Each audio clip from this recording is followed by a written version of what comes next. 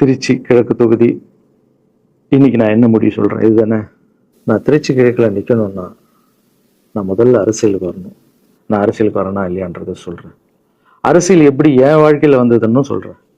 உங்களுக்கு நல்லா தெரியும், என் வீட்டில் குழந்தைங்களை வளர்த்துக்கிட்டு நான் பாட்டு சோஷியல் சர்வீஸ் பண்ணிட்டு இருந்தேன். மாற்றுத்திறனாளிக்கு டான்ஸ் சொல்லி கொடுக்குறது, ஓப்பன் ஹார்ட் சர்ஜரி பண்ணுறது, பசங்களை படிக்க வைக்கிறது, ஸ்போர்ட்ஸ் எல்லாத்துலேயும் என்னால் முடிஞ்ச வரைக்கும் பண்ணுவேன். என்னால் முடியல மற்றவங்கிட்ட கேட்டு பண்ணிட்டு இருந்தேன்.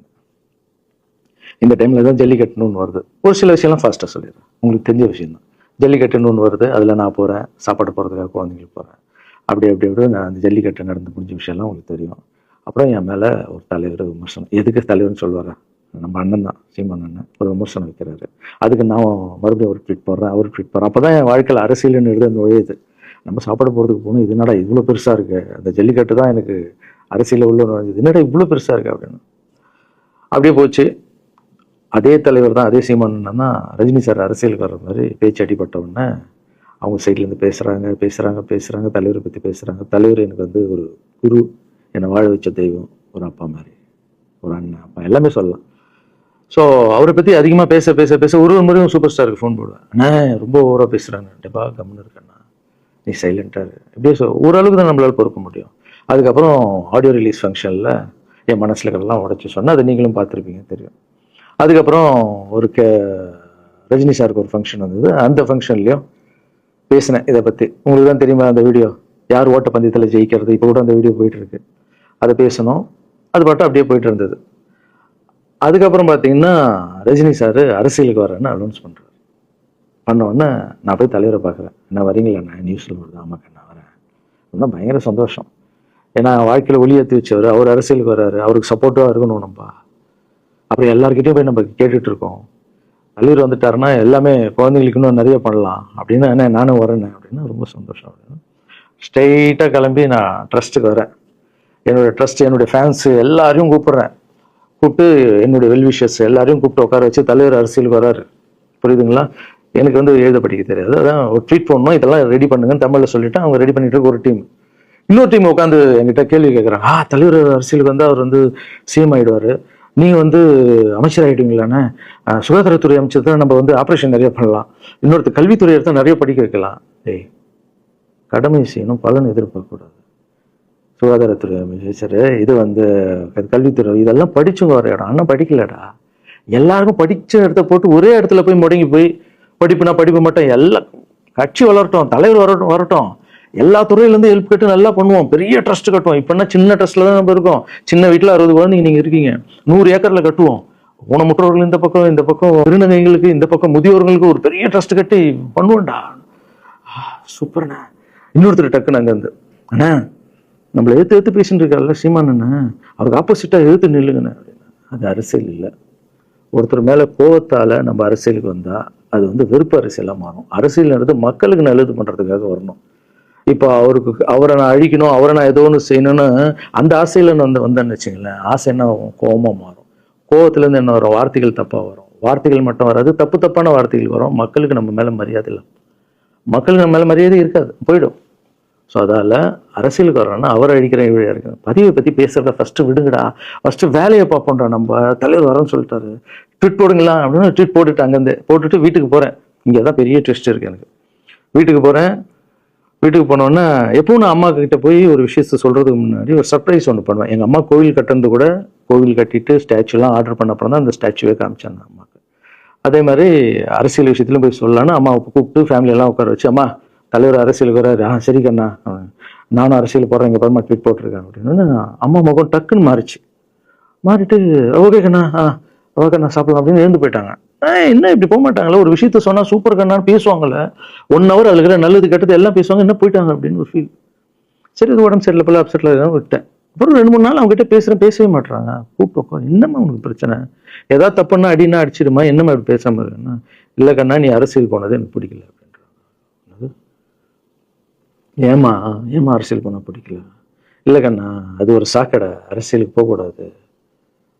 அது வந்து பணம் கொடுக்குறாங்க அரசியலுக்கு, ஊட்டு வாங்குறதுக்கு பணம் கொடுத்து தாங்க நான் ஜெயிக்கிறாங்க. அதுக்கப்புறம் ஜாதி இல்லைன்னுவாங்க, ஜாதி இருக்குது, மதம் இல்லைன்னுவாங்க, மதம் இருக்குது. அந்த சாக்கடைக்குள்ளே நீ போகாதப்பா. நம்மளுக்கு வாழ்க்கையை ஒளி வச்சு ஏற்றி வச்ச உடனே நம்ம சூப்பர் ஸ்டார், அவர்கிட்ட என்னை கூப்பிட்டு போப்பா, நான் சொல்கிறேன், அவர் ஒரு ஆன்மீகவாதி, அவரும் அரசியலுக்கு வர வேணாம், இந்த வயசுல அவர் நிம்மதியா இருக்கட்டும், எதுக்கு அரசியலுக்கு வர, என்ன கூட்டு போ, அப்பாயின்மெண்ட் வாங்கி கொடுனாங்க.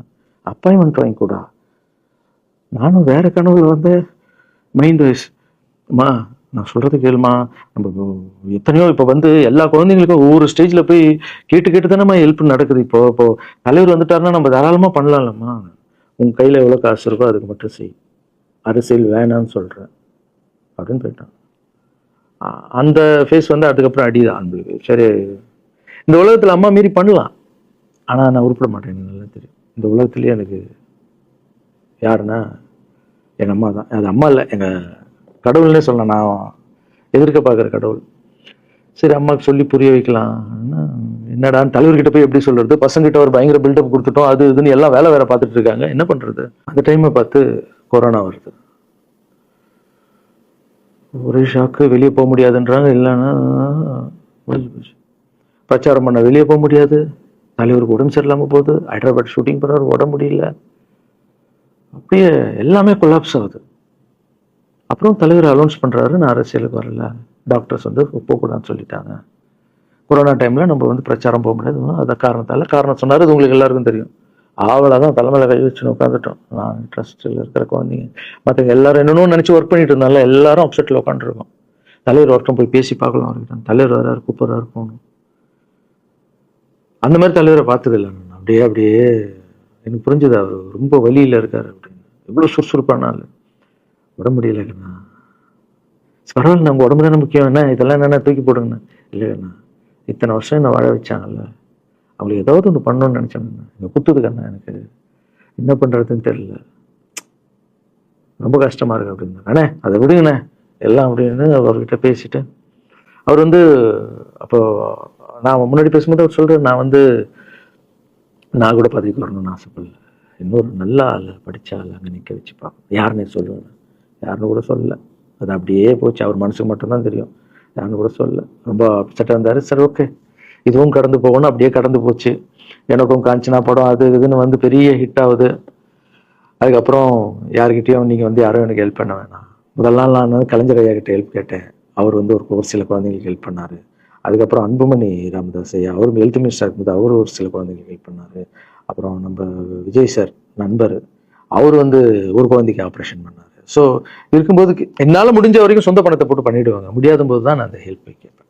இப்போ தான் நல்லா வந்துட்டுமே, யாருக்கும் எனக்கு பணம் கொடுக்க வேணாம், இனிமேல் என் சொந்த பணத்திலே பண்ணுறேன்னு சொல்லிட்டு நான் பாட்டுன்னு ஒரு வீடியோ கூட நான் போட்டேன், இனிமேல் யாரும் பணம்லாம் கொடுக்க வேணாம்.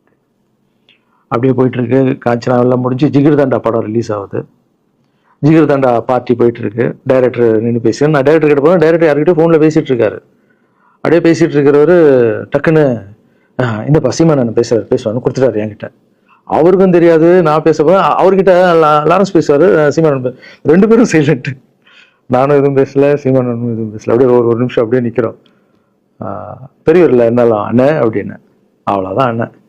பயங்கர பாசம், எந்த இடத்துல கோவம் இருக்கும் அந்த இடத்துல குணம் இருக்குன்னு சொல்லுவாங்கல்ல. அண்ணன் வந்து புகழ்ந்து தள்ளுறாரு ஜிகர் தண்டாவை, இப்படி பண்ண கண்ணா, அப்படி பண்ண இவ்வளோ சூப்பராக பண்ண, அந்த சீன் எனக்கு ரொம்ப பிடிச்சதுன்னு. அவருடைய அன்பு தான் தெரியும்ல, எல்லாமே அதிகமாக இருக்கும் அண்ணன்கிட்ட. அண்ணா ரொம்ப சந்தோஷமாக வாழ்த்தினாரு. அப்புறம் நான் வந்து மாற்றம்னு ஒரு அமைப்பு ஆரம்பிச்சிருக்கேன்ல, இந்த விவசாயிகளுக்கு டிராக்டர் கொடுக்கறது, அப்புறம் மாற்றுத்திறனாளிக்கு ஸ்கூட்டி கொடுக்குறது, எல்லாமே அதை பார்த்துட்டு பத்திரிகையாளர் கேட்குறாங்க அவர்கிட்ட, ரகுவலரன் சார் மாற்றம் அமைச்சிருக்காருன்னா, நல்ல விஷயம் தம்பி, நல்லா பண்ணிட்டோம், நல்லா இருக்கட்டும் அப்படின்னு வாழ்த்தினாரு. ஸோ ஒரு பெரிய பிரச்சனைக்கு கடவுளே வந்து அதை அப்படியே சால்வ் பண்ணி வச்ச மாதிரி ஆயிடுச்சு, அப்படியே போச்சு. ஆனால் நீங்கள் நல்லா இருக்கணும், எங்கே இருந்தாலும் நல்லா இருப்பீங்க. எப்போல்லாம் ட்ரஸ்ட்டுக்கு போகும்போது பசங்களாம் கேட்பாங்க, அந்த 100 ஏக்கர் ட்ரஸ்ட்டு குழந்தைங்க, சரி ஓகேடா. அப்படி பார்த்தீங்கன்னா நண்பர் விஜய் சார் கிட்ட பேசிட்டு இருக்கும்போது நான் வர அரசியல்ன்றாரு. நிஜமா நண்பா அப்படின்னு, எஸ் அப்படின்னு. மறுபடியும் போய் ட்ரஸ்ட்ல உட்காந்து நம்ம, டேய் நண்பர் வராரு, ஏன்னா சூப்பர் ஸ்டார் எனக்கு எவ்வளோ க்ளோஸோ நண்பர் கூட அவ்வளோ க்ளோஸ் தான் எனக்கு. ஏன்னா மேகமாய் வந்து போகிறேன்ற சாங்லேருந்து நான் அவருக்கு டான்ஸ் மாஸ்டர் பண்ண ஆரம்பித்தேன். அதுக்கப்புறம் நிறைய சாங் பண்ணேன், சரக்கு வச்சிருக்கேன். அது உங்களுக்கு தெரியும், அந்த தாம் தக்க தீம் தக்க, அவருக்கு மட்டும் நான் ஸ்பெஷலாக வந்து பண்ணி கொடுத்துட்டு போவேன். தமிழ் வேறு யாருக்கும் பண்ண மாட்டேன். அவர் கூப்பிட்டா வருவேன், தலைவர் கூப்பிட்டா வருவேன், சாங் பண்ணிட்டு போவேன். அவர் வரணும் போது எஸ், ஏன்னா அவர் ஒரு முடிவு எடுக்க மாட்டார், எடுத்தாருன்னா அவர் நல்ல உழைப்பார், நல்ல உழைப்பாளி, பண்ணுவார் அப்படின்னு நினச்சி மறுபடியும் போய் ட்ரஸ்ட் ஆளுங்கெல்லாம் பேசுறதுக்கு முன்னாடி, ஐயோ அம்மா இருக்காங்களே பிடிக்காத, ஃபர்ஸ்ட் அங்கே கரெக்ட் பண்ணணும்ல, அங்கே போனேன். அம்மா நண்பர் அரசியலுக்கு வராருமா, என்னம்மா அப்போதான் ஓகே, இப்போ எல்லாம் மாறி இருக்கு, போகலாமா, நீ ஃபர்ஸ்ட் அவர்கிட்ட ஒரு அப்பாயின்மெண்ட் வாங்க, நான் உன்னை கூப்பிட்டு போகிறேன் அப்படின்னா. கூப்பிட்டு போய் இந்தப்பா என் பிள்ளைய ஒப்படைக்கிறேன் பார்த்துக்கப்பான்னு சொல்லுன்னு பார்த்தா என்னம்மா பேச போறான்னு கேட்டேன். நீ அரசியலுக்கு வராத தம்பி, இது ஒரு இது ஒரு சாக்கடை. நீ அரசியலுக்கு வராத, நீ ரொம்ப சைலண்டான ஆளு, உனக்கு இதெல்லாம் செட் ஆகாது. பணம் கொடுத்தாதான் ஜெயிக்க முடியும், ஜாதி இருக்கு, மதம் இருக்கு, இதெல்லாம் தாண்டி வருது கஷ்டம் நான் அவர்கிட்ட சொல்றேன்ப்பா அப்படின்னு. நான் அப்படியே அம்மா புரிஞ்சுக்குமாண்ணா, டேய் மீன் குழம்பு வச்சிருக்கேன் சாப்பிட்றேன். அதே மீன் குழம்பு. ஓகே, நான் நினச்சிட்டேன் நம்ம ஜாதகத்தில் இல்லை போல, சரி விட்டுடலாம். சரி இப்போ விட்டுருவோம், ஒரு 2-3 நாளைக்கு அப்புறம் மறுபடியும் பேசுவோம் அப்படின்னு மறுபடியும் பேசுகிறேன். அதே மறுப்பு தான். நானும் நண்பர்கிட்ட பேசுகிறேன், அம்மா இப்படி சொல்கிறான் நண்பா. அது அவங்களுக்கு தெரியல, அவர் நிறைய பேச மாட்டார், வயசானவங்க இல்லை, தெரியல, வந்த அப்புறம் புரியும், ஒரே வார்த்தை தான். அதுக்கப்புறம் ஃபோனில் கூட்டணி கட்சியெல்லாம் வராது போது, நண்பா என்னடா யாரும் கூட்டணி கட்சி வரல நண்பா, இது அது நான் எனக்கு ஒருத்தர் பிடிச்சிட்டாங்கலாம் மனசில் பட்டதை எல்லாமே சொல்லிட்டு இருப்பேன். அது நல்லதோ கெட்டதோ, என் பழக்கம் அப்படிதான், பிடிக்கலாம் தூரம் ஒதுங்கிடுவேன். அப்படியே போகுது. எலெக்ஷன் வருது, அனௌன்ஸ் பண்ணுறாங்க, எலெக்ஷன் நண்பர் நிற்கிறாரு. ரிசல்ட் அன்னைக்கு டோட்டலாக மாறுது எல்லாமே. அப்படியே தலைக்கீழாக ஆகுது, புரட்டி போடுறாரு சரித்திரத்தை. வேறம்மா இப்போ முதல்ல தெரிந்து எங்கள் அம்மாவை தான். அம்மா எனக்கு ரொம்ப ஆசையாயிடுச்சுன்னா எங்கள் அம்மா மேலே, அம்மா பேர் கண்மணி, கண்மணி அப்படின்னு தான் கூப்பிட்டு போவேன். எங்கன்னு கூப்பிட்டு போனால் அம்மா கண்மணி, என்னடா இவ்வளோ உஷாராக வர, என்ன விஷயம், இங்கே உங்ககிட்ட தான் பேசணும். நீ என்னம்மா சொன்ன, பணம் கொடுத்தாதான் ஓட்டு போடுவாங்க, ஜாதி இருக்கு, மதம் இருக்கு, புது ஆளுங்களை வர விட மாட்டாங்க, ஜெயிக்க முடியாது, இதெல்லாம் சொன்னல. நண்பர் ஜெயிச்சிட்டார் பத்தியாமா. அந்த ஒரே ஒரு முகத்துக்காக ஓட்டு போட்டிருக்காங்க. நம்பிக்கையான ஆள் வந்தா போடுவாங்கம்மா, நல்லவங்கலாம் வரலாமா, புரிஞ்சுக்கம்மா, என்ன விடுமா. இப்ப என்னம்மா சொல்ற அப்படின்னு கேட்டேன். முதல் முறையா எங்க அம்மா முகத்துல ஒரு சிரிப்பை பார்த்தேன். ஆமாங்கண்ணா, அந்த பிள்ளை எல்லாத்தையும் மாத்திடுச்சு, இவ்வளவு பெரிய வெற்றி அடைவாருன்னு நான் எதிர்பார்க்கலப்பா. ஒரு நல்ல மனுஷன் வந்து பண்ணணும்னு நினைச்சா அது முடியுங்கண்ணான்ற நம்பிக்கை எனக்கு வந்திருக்குப்பா அப்படின்னு அம்மா சொன்னான். அப்ப என்ன போயிடலாமா, ஓகேவா அப்படின்னு கேட்டேன். போகண்ணா, நீ நினைச்ச மாதிரி பண்ணு அப்படின்னு அம்மா சொன்னோன்னு காலில் சாஸ்தாகமா வந்தேன். தேங்க்யூ ஸோ மச்மா அப்படின்னு. ரொம்ப ஹாப்பி நான். அம்மா ஓகே சொல்லிட்டாங்க அரசியல் வர்றதுக்கு. இப்போ நான் தாய்க்கு நிகரான்னு நினைக்கிறேன். என் ரசிகர்கள் கேட்குறேன், நான் அரசியலுக்கு வரலாமா? இதை பார்த்துட்டு இருக்கிறவங்களுக்கு, இந்த மக்களை கேட்குறேன், நான் அரசியலுக்கு வரலாமா? அந்த தகுதி எனக்கு இருக்கா? நீங்களும் சொல்லுங்க. இந்த வீடியோ பார்த்துட்டு இருக்கவங்க கமெண்ட்ஸ் போடுங்க. பசங்களா, இவங்க தான் என்னுடைய 22 வருஷத்தினுடைய உழைப்பு. அரசியலுக்கே வராம மக்களுக்கு நான் செஞ்ச சேவை உங்க கண்ணு முன்னாடி நிப்பாட்டிருக்கேன். இப்போ உங்க வயசு என்ன? 22 வயசாகுது. ஒரு வயசுல என் கையில வந்தார் இவர். அந்த போட்டோ நீங்களே பாருங்க. இப்போ 22 வயசு. ஒரு குழந்தைய வளர்க்கறதுக்கு நீங்க எவ்வளவு கஷ்டப்படுவீங்க உங்களுக்கு தெரியும் இல்லை? அந்த கஷ்டம் என்னன்னா, ஸ்கூலுக்கு அனுப்புறது ஃபீஸ் கட்டுறதுலேருந்து, உடம்பு சரியில்லாமல் போனாலும் அவன் ஆசையில நிறைவேற்றுறதுலேருந்து, ஒரு குழந்தைக்கு அப்படின்னா 60 குழந்தைங்களை வளர்த்துருக்கேன். எவ்வளோ பிரச்சனை வந்திருக்கேன், எவ்வளோ நோய்கள் வந்திருக்கும், எவ்வளோ நைட் தூங்காமல் வந்திருக்கேன், அதில் எவ்வளோ டிஸ்டர்ப், அதுவும் என் வீட்டில் வளர்த்துருக்கேன். இதெல்லாம் எதுக்கு பண்ணேன்னா, எந்த ஒரு எதிர்பார்ப்பும் இல்லாமல் கடமை செய் பலனை எதிர்பார்க்காதான்ற அந்த வார்த்தை எனக்கு ரொம்ப பிடிக்கும். அதுக்காக செஞ்சுருக்கேன், என் மக்களுக்காக செஞ்சுருக்கேன். ஏன்னா மக்கள் தான் என் படத்தை பார்க்குறாங்க. மக்களால் தான் நான் கார் வாங்குறேன், வீடு வாங்குறேன், சந்தோஷமா இருக்கேன். அவங்களுக்கு இந்த சொசைட்டிக்கு நான் ஏதாவது பண்ணணும். அரசியலுக்கு வர்றதுக்கு முன்னாடியே பண்ண விஷயங்கள் பார்த்தீங்கல்ல.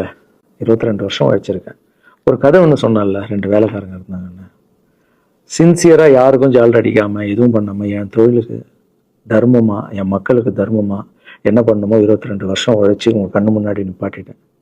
அந்த ஓனர் ஒரு பலன் கொடுத்தாருல, அந்த ஓனர் யார் தெரியுமா? கடவுள். அந்த கடவுளுக்கு தெரியும் எனக்கு என்ன பலன் கொடுக்கணும்.